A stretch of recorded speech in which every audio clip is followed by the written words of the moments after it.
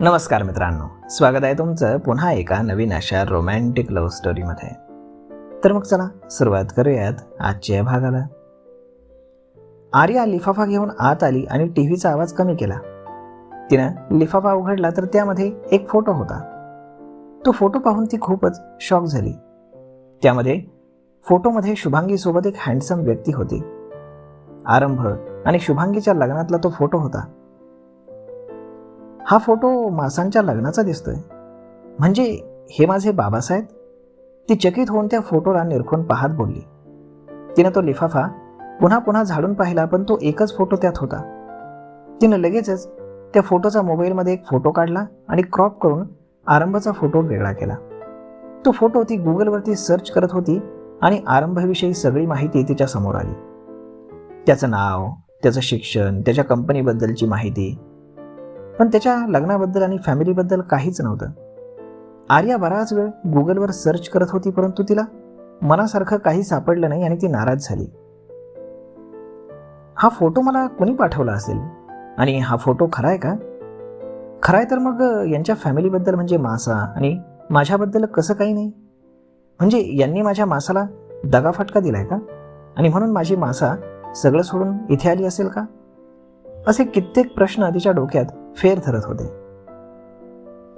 इकडे ऑस्ट्रेलियामध्ये एका भल्या मोठ्या इमारतीच्या सगळ्यात वरच्या मजल्यावर एका आलिशान अशा मोठ्या केबिनमध्ये तो म्हणजेच शर्विल फाईलमध्ये डोकं घालून बसला होता. बॉस परेश त्याचा पीए त्याच्या केबिनमध्ये येत बोलला. त्यानं त्याच्याकडे फक्त एक कटाक्ष टाकला आणि पुन्हा डोकं फाईलमध्ये घातलं. परेश काय ते समजून गेला आणि पुढे बोलू लागला. तुमचं कुरिअर त्यांना भेटलंय, पण त्यानं 2 सेकंद थांबून त्याच्याकडे पाहिलं. आय एम सॉरी बॉस, पण त्या एका फोटोमुळे काय साध्य होईल? म्हणजे मला असं म्हणायचं आहे की त्या फोटोबद्दल त्यांच्या आईला विचारतील आणि त्यांच्या आई त्यांना खरं काय ते सांगतील. परेश त्याच्या मनातील प्रश्न भीतभीतच मांडत होता. शर्विलनं त्याच्या रूममधील स्क्रीनवरती आर्याचे फोटोज ओपन केले, जे त्याच्या खबरीनं त्याला आणून दिले होते. अमेरिकेत राहते, दिसायला जितकी सुंदर आहे तेवढीच ती हुशार आहे. फोटो पाहून तिनं नक्कीच आरंभ जडेजाबद्दल गुगलवरती सर्च केलं असेल. शर्विल आर्याचा फोटो पाहत बोलला. गुगलवरती आरंभ जडेजाबद्दल पूर्ण माहिती नाहीये, पण परेश बोलला. आय नो, आणि तिची आई देखील तिला काही सांगणार नाही, शर्विल बोलला. सर मला काहीच कळत नाहीये. त्या भारतात कशा येणार आणि तुम्ही तुमचा बदला कसा घेणार ते? परेश बोलला. ती भारतात येणार आणि मी माझा बदलाही घेणार. Just wait and watch. Sharvil आर्याच्या फोटोकडे पाहत बोलला. त्या फोटोमुळे आर्याला मात्र रात्रभर झोप लागली नाही. ती एकसारखं त्या फोटोला पाहत होती. याबद्दल कोणाला विचारावं याचा ती विचार करत होती.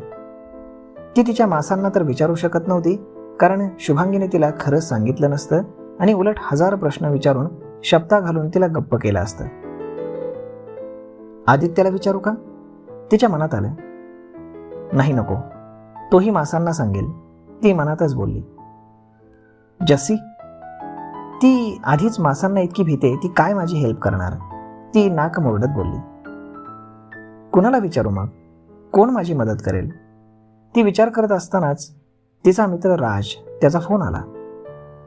राज, ती अगदी खुश होत बोलली, जणू तिला तिच्या प्रश्नाचं उत्तरच मिळालं होतं.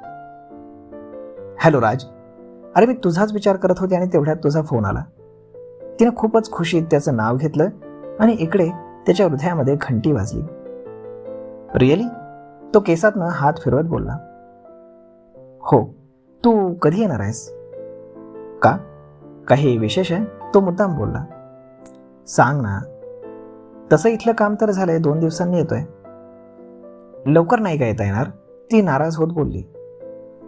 तू म्हणशील तर आता येतो, तो मनातच बोलला. काही महत्वाचं आहे का पण? राजनं विचारलं. हो, आणि हे मी फक्त तुलाच सांगू शकते, प्लीज लवकर ये ना, ती बोलली आणि झालं. राजच्या हृदयामध्ये पुन्हा घंट्या वाजल्या. उद्या सकाळी तुझा राज तुझ्या समोर असेल, तो केसातनं हात फिरवत बोलला. Thank you, love you, bye. ती अगदी खुश होत बोलली. बाय. तोही खुश होत बोलला आणि तिनं फोन कट केला. येस, आता राज माझी मदत करेल. हा फोटो खरा आहे की एडिटेड हे तो मला सांगेल. आर्या खुश होत स्वतःशीच बोलली आणि तो फोटो तिच्या कॉलेजच्या सॅकमध्ये ठेवून ती झोपून गेली. दुसऱ्या दिवशी सकाळी आर्या उठली. तिच्या चेहऱ्यावरती एक वेगळाच आनंद होता. ती तयार होऊन भरभर पायऱ्या उतरत खाली आली. आर्या, अगं हळू ना राजा, शुभांगी तिची पायऱ्या उतरण्याचं स्पीड पाहत काळजीनं बोलली. गुड मॉर्निंग मासा. आर्याने तिला मिठी मारली. Good morning. शुभांगी तिच्या गालावर किस करत बोलली. मग दोघीही नाश्त्यासाठी डायनिंग टेबलवर बसल्या आणि शुभांगी तिला वाढत होती. आदित्य कुठे आहे? आर्यानं आजूबाजूला पाहत विचारलं. रात्री उशिरा घरी आलाय, अजून उठला नसेल, शुभांगी बोलली. कोण म्हटलं? हा काय मी इथेच आहे? तेवढ्यात आदित्यचा आवाज आला. अरे मला वाटलं रात्री तू उशिरा आलास तर झोपला असशील, शुभांगी बोलली. कितीही उशीर झाला तरी मी तुमच्यासोबत सकाळचा नाश्ता करणं मिस करू शकत नाही, तो हसत बोलला आणि आर्याच्या बाजूला येऊन बसला. मला पण तुझ्या हातून खाल्ल्याशिवाय अजिबात पोट भरत नाही हा, असं म्हणत तिनं मोठा आवाजला आणि आदित्यनं तिला सँडविच भरवलं. त्या दोघांचं प्रेम पाहून शुभांगीला आरंभाची आठवण झाली. आर्यावरचं जेव्हा खायला लागली होती ना, तेव्हा तिला भरवताना तोही असाच करायचा आणि ती गुपचूप खायची आणि इतर वेळी शुभांगीसमोर नखरे करायची. तिचे डोळे पाण्यानं भरले आणि ती लगेच उठून किचनमध्ये गेली आणि आदित्य समजून गेला की तिला आरंभाची आठवण आली. आर्यानं पुन्हा आवाजला आणि आदित्यनं तिला पुन्हा घास भरवला. क्या बात है, आज इतकं नटून थटून कुठे जातीयस? आदित्य आर्याच्या हातातील वाजणाऱ्या बांगड्या पाहून बोलला. कॉलेजला, आर्या बोलली.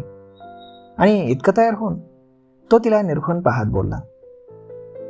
आधी मी रोज असंच तयार होऊन जाते आणि इतकं काही केलं नाहीये मी, हे फक्त इयरिंग्ज आणि बांगड्या घातल्यात, बाकी तर असे ड्रेस मी अधूनमधून घालतच असते ना, ती अगदी क्यूट फेस करत बोलली. तिने व्हाईट अनारकली ड्रेस घातला होता. या व्हाईट ड्रेसमध्ये ना तू अगदी परीसारखी दिसतेस, आदित्य बोलला.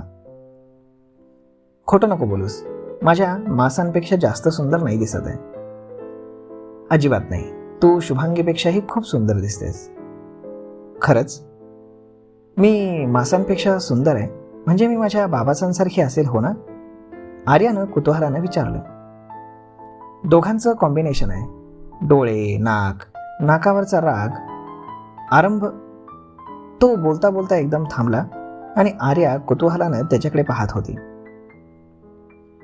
तू सांगितलं नाहीस एवढं तयार होऊन कुठे जातेस? आदित्य विषय बदलत बोलला.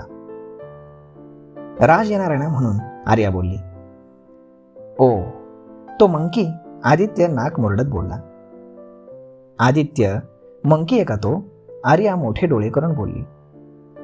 नाही नाही, तो मंकी नाही, गोरिला आहे, आदित्य डोळे मिचकावत बोलला. आदी, किती हँडसम आहे तो आणि तू त्याला गोरिला म्हणतोस? ती डोळे अजूनच मोठे करून बोलली. मला ना तो अजिबात आवडत नाही. का? किती छान आहे तो, माझा बेस्ट फ्रेंड आहे आणि म्हणूनच आवडत नाही. आधी तुझा बेस्ट फ्रेंड होतो फक्त मी. हा कुठे आला मध्येच? आदित्य नाक मुरडत बोलला. यू आर जेलस, ती बारीक डोळे करून बोलली.